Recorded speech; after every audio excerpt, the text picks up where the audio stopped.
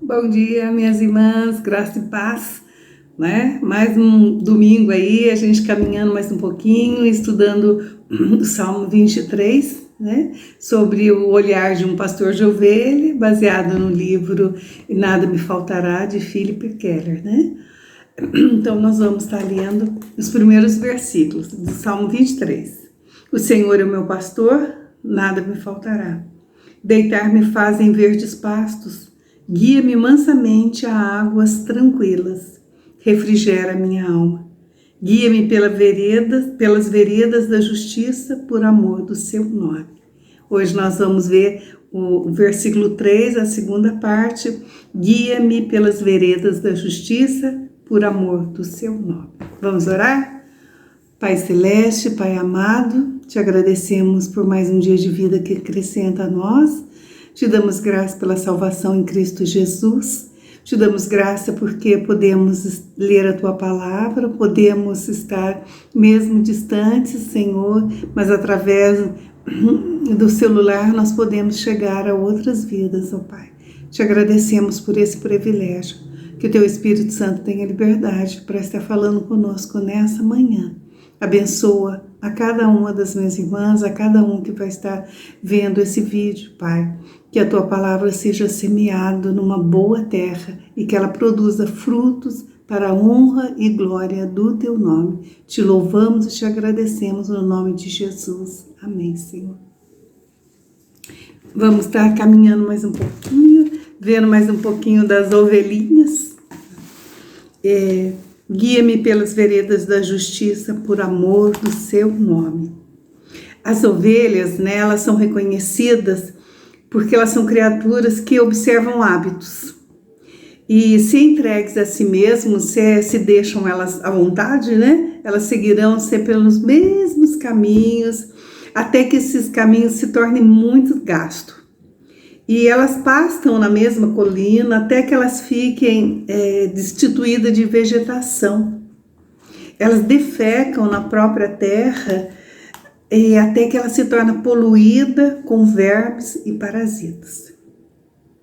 Um número excessivo de ovelhas pastando durante um período de tempo longo, sob a orientação de um pastor que não cuida bem de suas ovelhas, ela não vai deixar nada no seu rastro, a não ser pobreza e destruição. Uma ideia errada que as pessoas têm acerca das ovelhas é que elas podem viver em qualquer lugar. E isso não é verdade. Nenhum outro tipo de gado exige uma atenção mais cuidadosa, uma orientação mais meticulosa do que o ovino. E com certeza Davi era um pastor de ovelha, experiente, né? E ele já aprendera essa lição por experiência própria e da maneira mais dura que pode, né? De ficar vendo o animal pastar no mesmo lugar e destruindo aquela terra. O autor do livro, Philip Keller, ele conta que a primeira fazenda que ele comprou, ele era muito jovem ainda. E a fazenda era um pedaço de terra abandonada. Por quê? Porque o proprietário anterior, ele não cuidava. Ele quase não ia lá na sua terra e por isso mesmo ele arrendou para um outro pastor que também não era tão cuidadoso e encheu o terreno, né, de muitas ovelhas e a fazenda ficou lotada de ovelha e elas mesmas se cuidavam, né? Elas estavam entregues a si mesmas. E o resultado de tudo isso, minhas irmãs queridas, é que foi uma desolação. Acabou a fazenda, estava totalmente destruída, né? Os pastos ficaram ralos, empobrecidos, né? Contaminados, e foi muito difícil para voltar, né? Para fazer produzir aquele solo. E os trilhos as trilhas que eram seguidas, né, pelas ovelhas, elas ficaram imensos regos, elas afundaram de tanto que elas passavam no mesmo lugar. E tudo isso, né, aconteceu por quê? Porque o pastor não tinha um cuidado de estar dirigindo, conduzindo as suas ovelhas, né? E elas tinham sido deixadas à vontade, para se arranjarem sozinhas, para andarem nos seus próprios caminhos. E o resultado final é que tanto a terra se tornou imprestável, como o proprietário fica arruinado e o rebanho fica magro e doente. Mas o pastor inteligente está bem a par disso. E não somente pelo bem-estar das ovelhas, pela conservação do solo, mas também pelo seu próprio nome, para que o nome dele, né, seja bem visto entre os criadores de ovelha. Então ele tem que ter esse cuidado, né? E o melhor recurso de que o pastor pode lançar mão na criação de ovino é mudar sempre de pasto. E alguns pastores têm o costume de estabelecer um acampamento base, e de onde eles partem para várias direções. A cada dia eles vão para um pasto novo e à noite eles retornam ao acampamento. E um detalhe que merece que a gente fale é que sempre que o pastor abre os portões para um acampamento, por um pasto novo, as ovelhas ficam muito alegres, elas são tomadas de contentamento, né? Saem já pulando, porque elas estão vendo, estão bem conduzidas, estão vendo pastos novos com gramas verdinhas, né? E então elas ficam muito felizes. Então existe também um paralelo com o ser humano referente a esse tema. E fala pra gente assim: não é por acaso que Deus nos compara às ovelhas. Nossos padrões de comportamento e hábitos de vida são semelhantes ao desses animais e, portanto, bastante constrangedores. As Escrituras ensinam que a maioria das pessoas, a maioria é teimosa e cabeçuda. Preferimos seguir nossos próprios convicções e nossos próprios caminhos. E lá em Isaías, no capítulo 53, no versículo 6, ele já nos adverte, né? Todos nós andávamos desgarrados como ovelhas, cada um se desviava do caminho. Assim como as ovelhas seguem umas às outras ao longo das mesmas estradinhas, até se tornarem enormes regos, assim também nós, os seres humanos, agarramo-nos a hábitos que já vimos arruinar a vida dos outros. Então a gente precisa ter muito cuidado, estar muito atento à voz do pastor, porque senão nós vamos seguindo caminhos que não levam a nada, caminhos que levam à morte até. E seguir pelo caminho significa simplesmente fazer o que eu quero. Provérbios 14, 12 e Provérbios 16, 25, eles falam a mesma palavra. Há caminho que ao homem parece direito, mas ao cabo dá em caminho de morte. Precisamos estar atento à voz do pastor. Precisamos ter intimidade com o pastor, através da leitura da palavra, para a gente poder estar atento e não seguir, e seguir só um caminho. E Jesus, né, o bom pastor, ele se apresenta a nós em João 14, 6. Creio que muita gente já tem marcado na Bíblia, já sabe de cor. Eu sou o caminho, Jesus falando, eu sou o caminho, a verdade e a vida. Ninguém vem ao Pai senão por mim. Só Jesus é o caminho. E João 10:10 também diz pra gente, eu vim para que tenham vida e a tenham em abundância. A dificuldade é que a maioria das pessoas não deseja ir a Jesus. Não há nenhum interesse em segui-lo. Não queremos ser conduzidos aos caminhos da justiça. Na verdade, preferimos andar pelos nossos próprios caminhos, mesmo que nos conduzam diretamente para as dificuldades.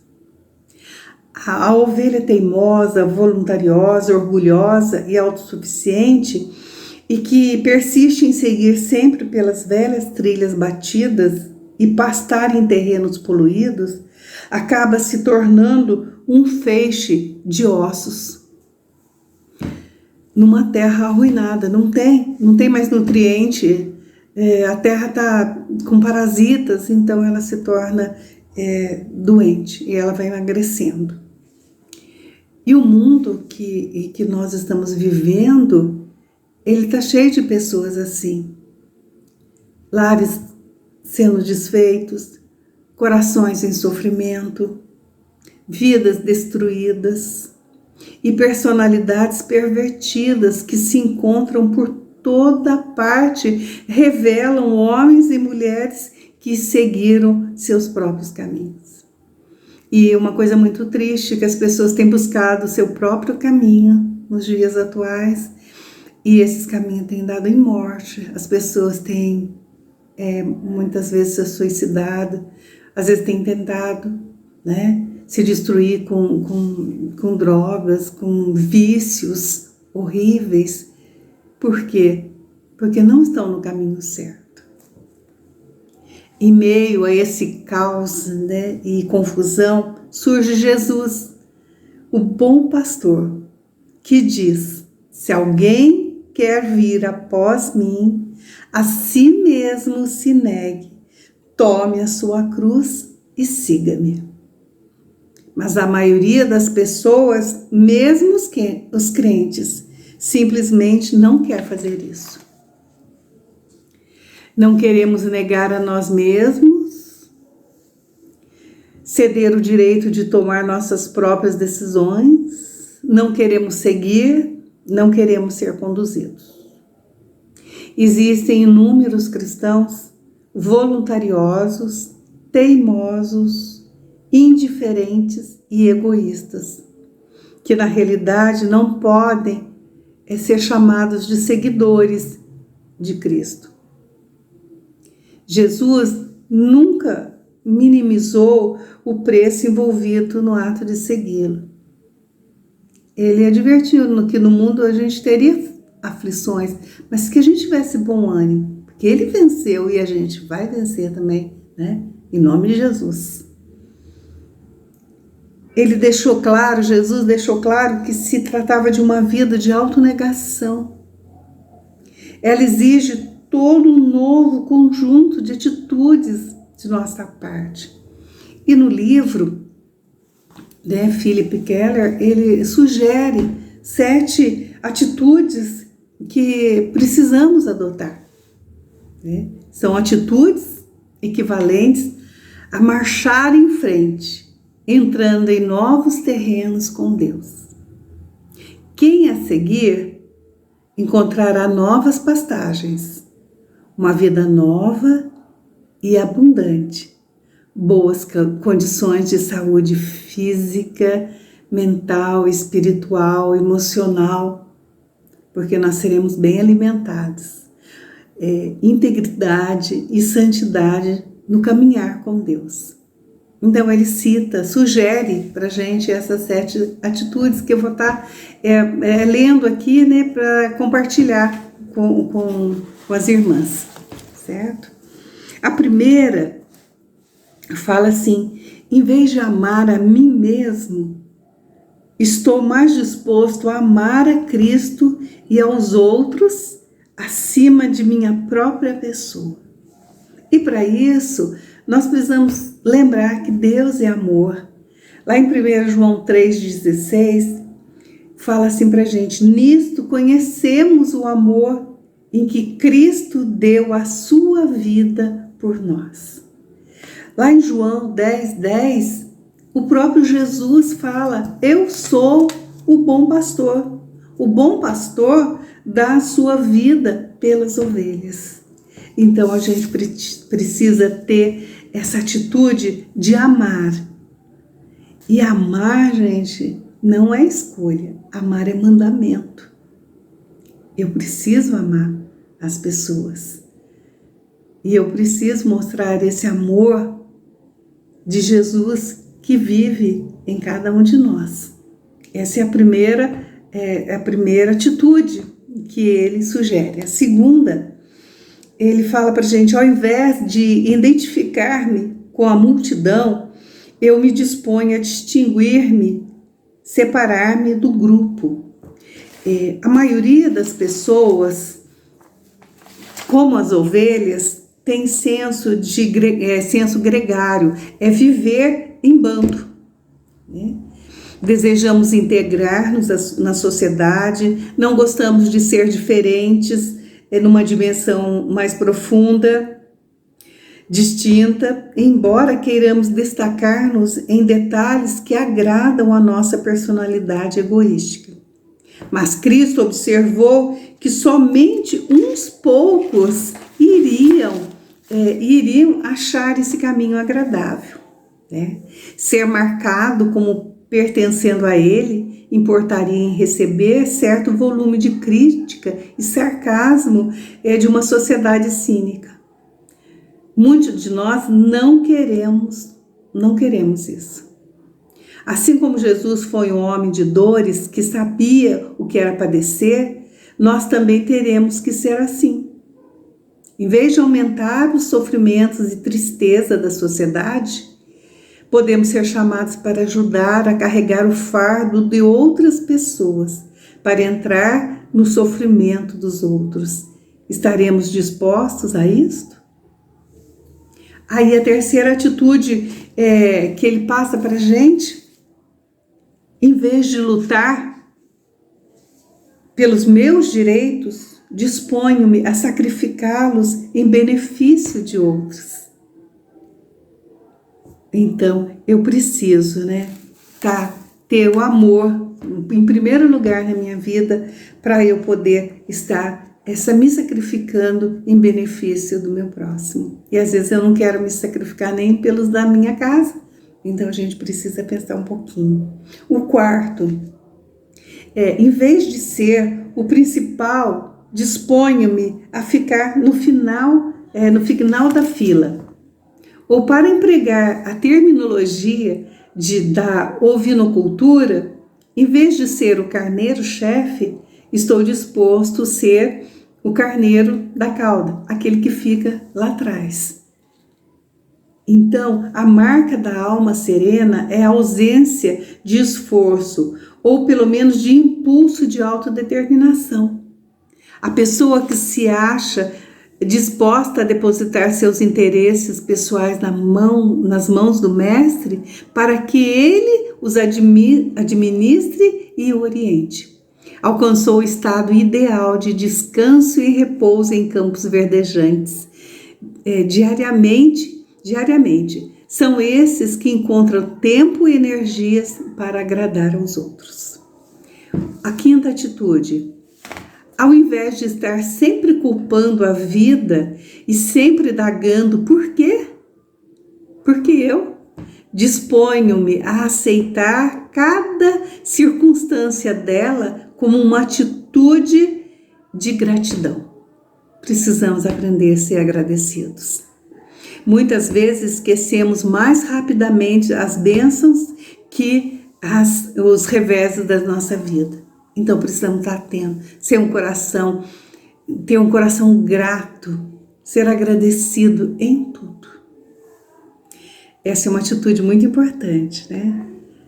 A sexta atitude: em vez de exercitar e afirmar minha vontade, aprendo a cooperar com os desejos de Jesus e operar de acordo com a sua vontade. Minha vontade não mais tomará decisão nesta ou naquela questão, mas a de Jesus será feita. Isso é muito importante, a gente ter essa atitude, né? De obedecer.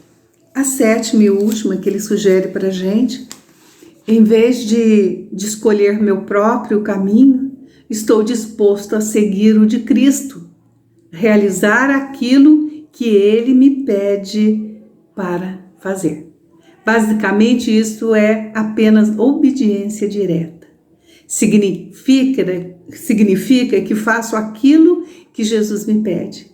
Vou onde ele me convida a ir. Digo aquilo que ele me instrui a dizer. Ajo e reajo da maneira que ele afirma ser para o meu próprio bem e meus melhores interesses, como para o bem do seu nome, para o bom nome de Jesus, né? Todavia, aquele que se decide a fazer o que Deus lhe pede, muda-se para um terreno novo, que trará a ele e a outros muitos benefícios. Tal atitude agradará infinitamente ao bom pastor. Deus deseja que sigamos com ele, quer que caminhemos com ele, e quer que isso não somente para o nosso bem, mas para o benefício de outros, assim como para o bem de seu próprio nome, né? Talvez alguém esteja pensando que o Senhor exige demasiadamente de nós. Talvez ache as suas exigências por demais drásticas. Alguns talvez até considere ser chamado impossível de ser obedecido. Mas nós temos lá um versículo lá em 1 João capítulo 5, o versículo 13, ele nos fala assim,